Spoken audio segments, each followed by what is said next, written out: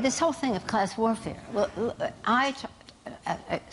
my members who, I point 3, Harry Reid points 3, Mitch McConnell points 3, John Boehner, House and Senate, Democrat, Republican, through this table of 12. What are you talking about, Willis?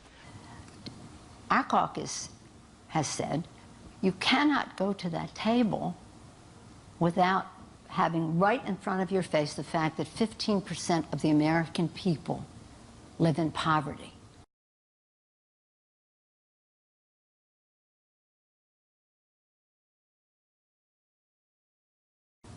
(15%). 22% of America's children live in poverty.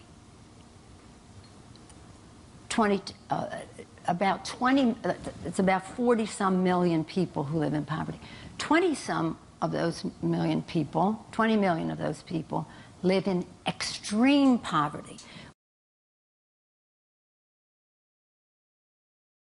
which means they live below 50% of the poverty line. What is going on here? We have wages not rising with productivity.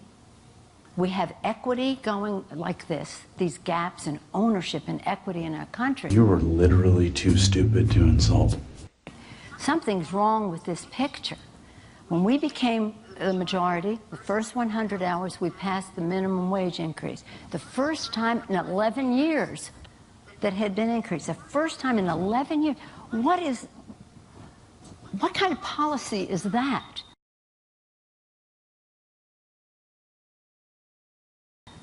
So when they want to talk about class warfare, as Warren Buffett said, yeah, there was class warfare, and his class won. Le him, the her. And that really, I mean, this is about our democracy. It's about a strong middle class. It's about fairness. It's about giving people a shot. There's no guarantee, but there's an opportunity that is, again, an overriding American value. So when they talk about class warfare, that is really, in my view, a defense. They know it is. You're what the French call les incompetents. And why? I mean, one of the candidates for president, who shall remain nameless, said, when they talked about corporations and taxes, and he said, corporations are people, too. Well, perhaps I have news for him. Workers are people, too. God damn it, Gump!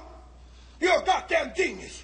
That's the most outstanding answer I've ever heard. You must have a goddamn IQ of 160. You are goddamn gifted, Private Gump. So this isn't a, we really, we reward success. Got these pearl earrings. We reward for success. Everybody strives for that, hopes for it, and the rest. God bless them for their success. God bless the shareholders who participate in that success. But let's not forget the workers who contributed to that success. And as long as productivity and wages continue to go like that, productivity up, wages not rising in any way in relationship to productivity, we're going to have an erosion of the middle class. We're going to have people slipping down from it instead of their hopes and dreams of aspirations of being made. Most people in the country, no matter how poor they are, believe they are in the middle class. And that's where they want to be. And we have to honor that aspiration. So, what you just said is one of the most insanely idiotic things I have ever heard.